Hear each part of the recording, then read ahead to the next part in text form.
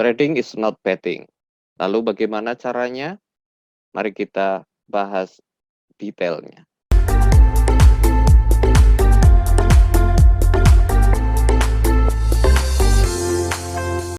Sebelum masuk ke bahasan detailnya, saya ingin sedikit berikan latar belakang atau memberikan ceritanya terlebih dahulu. Jadi belakangan atau sebenarnya beberapa kali saya mendapatkan pertanyaan begini, Mas, sampean trading saham itu apa bukan judi? Untuk bisa memberikan gambaran detailnya, saya ingin berikan atau ulas sedikit atau review analisa saham sebelumnya. Yang pertama, jika Bapak Ibu sudah nonton video habis HT terbitlah Lipo, atau kalaupun misalnya Bapak Ibu belum nonton silahkan tonton. Di sana saya juga menggunakan analisa yang semuanya bersumber dari arsip atau dokumen. Dan itu adalah sumber primer, sumber utama yang bisa kita pegang untuk bisa mengambil keputusan apakah kita kira-kira menarik atau tidak melakukan pembelian saham di suatu emiten gitu ya. Selain tentu ada alasan-alasan yang lebih fundamental ya, terus alasan-alasan yang lebih filosofis. Jadi kalau misalnya alasan yang paling filosofis dari ketika saya membeli saham apakah bukan judi, tentu alasan filosofisnya jelas bahwa ketika saya membeli saham LPPF misalnya, maka saya adalah bagian dari pemilik saham LPPF atau Matahari gitu ya. Jadi saya walaupun memiliki 0,00000 sekian persen, saya adalah pemilik saham dari Matahari gitu ya. Kira-kira begitu alasan filosofisnya. Tapi bagaimana caranya ketika saya trading, saya bisa mendapatkan cuan. Nah, di sana saya memberikan analisanya, dan analisa itu bersumber dari data yang saya dapatkan dari dokumen atau arsip yang ada di bursa. Lalu yang kedua, oke, anggaplah itu keberuntungan. Oke, yang kedua, ketika saya membuat video tentang MLPL, apakah short selling gitu ya.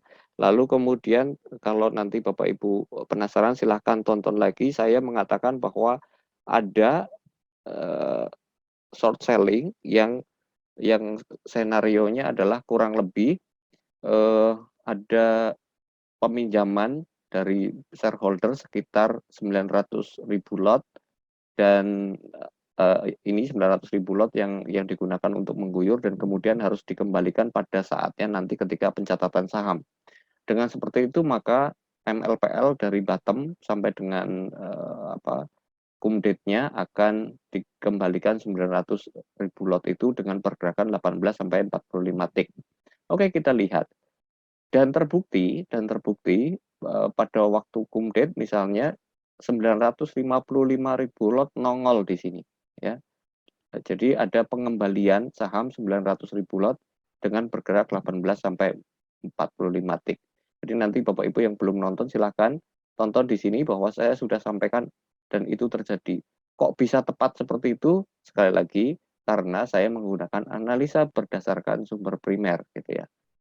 Nah, tentu video ini tidak akan hanya memberikan review saham yang sudah terjadi, tapi juga akan bagaimana kalau kita ingin cari cuan lagi di saham yang lain. Apakah metode analisa ini masih bisa digunakan gitu kan, pertanyaannya kadang seperti itu. Oke, saya akan berikan nanti sahamnya, tapi sebelum itu saya ingatkan kepada teman-teman yang belum subscribe channel ini, silahkan subscribe channel ini dan jangan lupa aktifkan lonceng notifikasinya supaya tidak tertinggal info-info menarik yang akan saya berikan. Oke, sekali lagi ya, ini sudah dari MLPL. Nah, kemudian kemarin saya update saham BSML. Update target saham BSML di sini. Nanti kalau teman-teman belum nonton silahkan ditonton. Targetnya kalau nggak salah waktu itu adalah 550. Lalu kemudian di tanggal 24 hampir ARB. Hampir ARB terus kemudian saya tidak jualan. Nah, kemudian di grup Mutiara Investment Club ini kemudian ada pertanyaan, gitu ya. Pas Satimin hold average bawah, pas mau ARB itu kok masih confident hold ya Pak? Gitu kan pertanyaannya. Nah, ini pertanyaan dari Pak Fahmiris yang ada di Mutiara Investment Club. Jadi nanti teman-teman yang mau join di Mutiara Investment Club juga saya persilahkan, nanti akan saya sediakan link di kolom deskripsi ya. Nah, jawaban saya adalah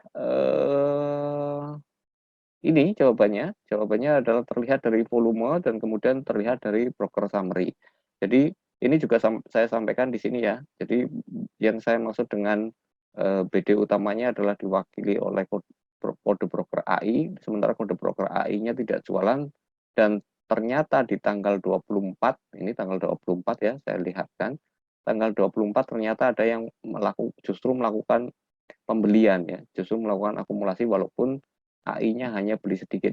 Tapi intinya adalah AI tidak jualan, sehingga saya memutuskan untuk tidak jualan terlebih dahulu, dan ternyata di tanggal 25-nya BSML auto reject atas ya, arah ke harga 665.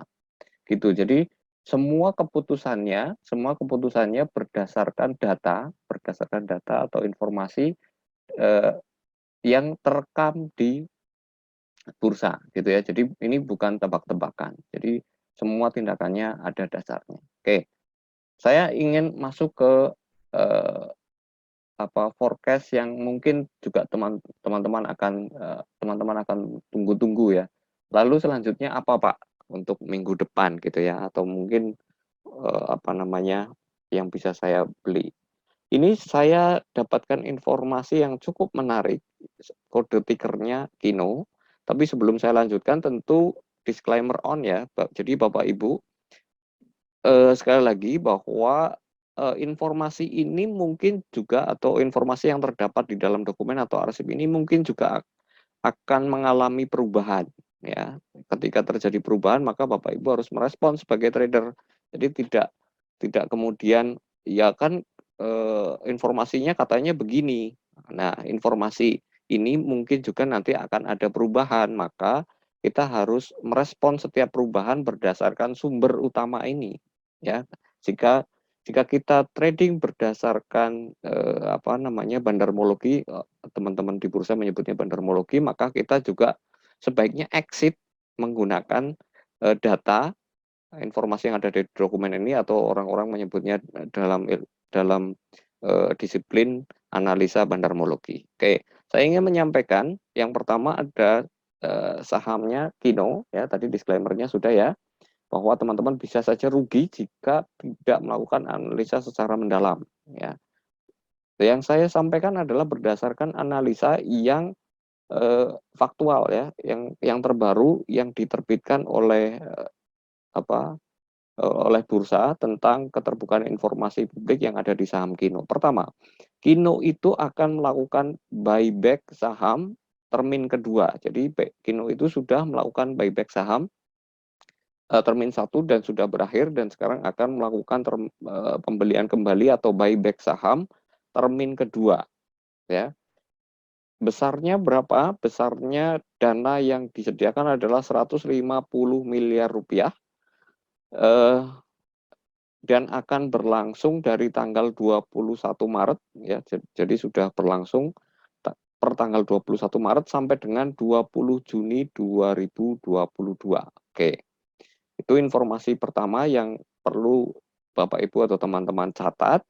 Lalu informasi kedua yang menurut saya menarik adalah ada batas atas ya, batas atas pembelian saham. Jadi kalau sederhananya ada informasi kedua yang perlu Bapak Ibu catat.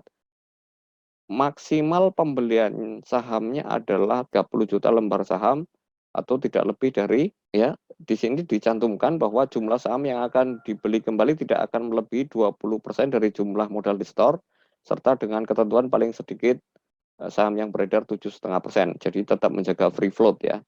Jadi intinya di keterbukaan informasi publik ini ditentukan ada jumlah saham yang akan dibeli adalah 30 juta lembar saham, dengan batas atas pembelian adalah maksimum di harga Rp5.000 ya.